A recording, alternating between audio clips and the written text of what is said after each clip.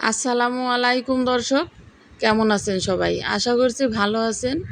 আমিও আলহামদুলিল্লাহ খুব ভালো আছি। আজকে আপনাদেরকে বানিয়ে দেখাবো মিষ্টি দই। আর এই দইটা আমি চেষ্টা করেছি খুবই সহজভাবে বানিয়ে দেখানোর জন্য।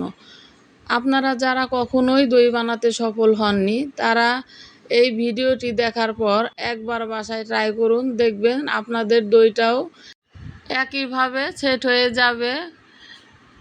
তো আমার এই রেসিপিটি যদি আপনাদের ভালো লাগে তাহলে প্লিজ একটা লাইক দিয়ে আপনারা আপনাদের ফ্রেন্ডস অ্যান্ড ফ্যামিলির সাথে শেয়ার করে দেবেন। আর যারা এখনও আমার চ্যানেলটিকে সাবস্ক্রাইব করেননি তারা প্লিজ আমার চ্যানেলটিকে সাবস্ক্রাইব করে আমাকে সাপোর্ট করে যাবেন, আমার সাথেই থাকবেন। তো এখানে আর কথা না বাড়িয়ে চলুন মূল রেসিপিতে চলে যাই। আমি আজকে 1 লিটার দুধ দিয়ে দইটা বানাবো। তো সেই জন্য আমার আধা কাপ চিনি লাগবে। আধা কাপ চিনি থেকে আমি অর্ধেকটা প্যানের ভিতর দিয়ে দিলাম আর অর্ধেকটা রেখে দিলাম, এটা পরে দিয়ে দিব। আর এই অর্ধেকটা দিয়ে আমি ক্যারামেল তৈরি করে নেব। তো চুলাটাকে আমি অন করার পর সাথে সাথে নেড়ে দেব না। যখন চিনিটা এরকম গলতে শুরু করবে তখন আমি চামচ দিয়ে একটু নেড়ে দেব। তো যখনই দেখবেন ক্যারামেলটাতে কালার চলে আসছে তখনই চুলাটাকে একদম লোতে রেখে দিবেন, তা না হলে ক্যারামেলটা পুড়ে যেতে পারে।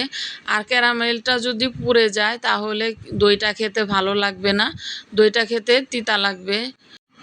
দেখতেই পাচ্ছেন ক্যারামেলটাতে কালার চলে এসেছে।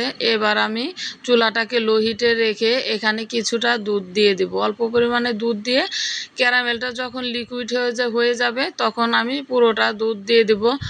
তো এ পর্যায়ে ক্যারামেলটা কিন্তু শক্ত হয়ে যাবে, এতে করে ভয়ের কিছু নেই। 2 মিনিটের মতো দুধটা এভাবে জাল করে নিলেই হবে। তখন দেখবেন ক্যারামেলটা একদম দুধের সাথে মিশে গেছে। তো এ পর্যায়ে আমি দুধটা দিয়ে দিব, সবটুকু দুধ এখানে দিয়ে দিলাম। এখন আমি এখানে দেব 2 টেবিল চামচ গুঁড়া দুধ।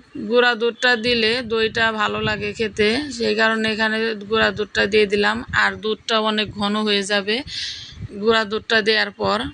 তো এবার খুব ভালোভাবে নেড়ে মিশিয়ে নিচ্ছি। এখন আমি চুলাটাকে মিডিয়ামে রেখে জাল করে নিচ্ছি। যখনই দুধটাতে একটা বলক চলে আসবে তখন আমি চুলাটাকে লোতে রেখে জাল করে নেব 10 মিনিট। আর এখানে বলক আসার পর খুব বেশি জাল করার দরকার নেই, লো হিটে রেখে 10 মিনিট জাল করে নিলেই হয়ে যাবে। দেখতেই পাচ্ছেন দুধটাতে খুব সুন্দর একটা কালার চলে এসেছে, দুধটাতে এখন বলক চলে আসছে। এখন চুলাটাকে আমি একদম লো হিটে রেখে দুধটা জাল করে নিচ্ছি। তো এবার আমি এখানে বাকি যে চিনিটুকু ছিল সেটা এখানে দিয়ে দিব। চিনিটা দেওয়ার পর আরও কিছুক্ষণ জাল করব। চিনিটা দেওয়ার পর আরও কিছুক্ষণ জাল করার কারণ হচ্ছে চিনি থেকে যে অতিরিক্ত পানিটা বের হবে সেটা শুকিয়ে যাবে। তো এবার আমি চুলাটাকে বন্ধ করে দুধটা নামিয়ে রেখেছি, ঠান্ডা হতে থাক। এবার আমি এখানে নিয়ে নিচ্ছি 3 টেবিল চামচ দই। আর এই দইটাতে যে অতিরিক্ত পানি আছে সেই কারণে এখানে একটা ছাঁকনির ভিতরে দইটা দিয়ে তারপর পানিটা ঝরিয়ে নিলাম। এবার একটা হ্যান্ড উইক্স দিয়ে খুব ভালোভাবে ফেটে নেব। এভাবে দইটাকে ফেটে নিলে দইয়ের ভিতরে কোনো জমাট বেঁধে থাকে না, আর এটা অনেক মসৃণ হয়। সেই জন্য আমি এভাবে খুব ভালোভাবে ফেটে নিচ্ছি।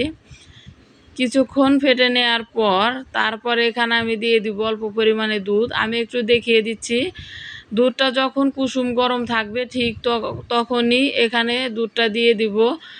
দুধটা যদি গরম থাকে তাহলে এই দইয়ের ভিতরে দেওয়ার সঙ্গে সঙ্গে দুধটা ফেটে যাবে, সেদিকে খেয়াল রাখবেন।